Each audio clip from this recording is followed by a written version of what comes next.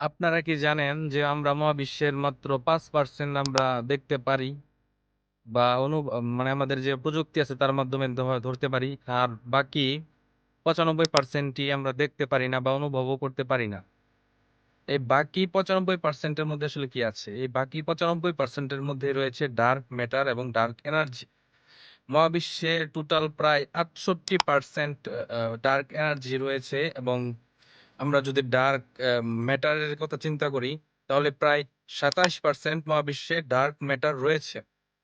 তো যদি আমরা জানতে চাই আসলে ডার্ক এনার্জি এটা আসলে কি? ডার্ক এনার্জি হলো এক ধরনের অজানা শক্তি যা মহাবিশ্বকে দ্রুত প্রসারিত করতেছে বা এক্সপ্যান্ড করতেছে।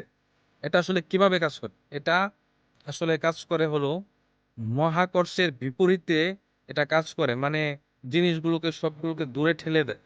আমরা জানি একটা মানে আমাদের যে ইউনিভার্স আছে সেটা এক্সপ্যান্ড করতেছে।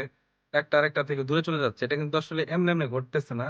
এর পিছনে কিন্তু দায়ী হলো ডার্ক এনার্জি। এর বিষয়ে যদি আমরা এর প্রমাণ হিসাবে জানতে চাই, তাহলে দেখতে পারি আমরা ১৯৯৮ সালে বিজ্ঞানীরা দেখেন গ্যালাক্সিগুলো দূরে সরে, সরে চলে যাচ্ছে এবং গতি এদের মানে এদের বাড়তেছে, ইনক্রিজ হচ্ছে। এটাকে বলা হয় এক্সপ্যান্ডিং ইউনিভার্স। তো এর থেকে ডার্ক যে ডার্ক ম্যাটার বা ডার্ক এনার্জির যে একটা বিষয়, সেটা চারিদিকে একটা মানে আলোড়ন সৃষ্টি করে। তো আমরা যদি দেখতে যাই মহাবিশ্বে আসলে ডার্ক এনার্জি কতটুকু আছে, মহাবিশ্বে প্রায় ডার্ক এনার্জি হলো 68% আছে, ডার্ক ম্যাটার হলো 27%, আর 68% হলো ডার্ক এনার্জি।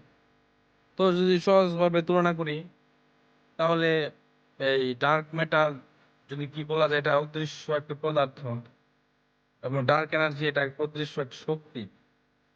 আর ডার্ক ম্যাটারের কাজ হলো মানে গ্র্যাভিটির মাধ্যমে টানে, আর ডার্ক এনার্জির কাজ হলো মানে দূরে ঠেলে দেয়।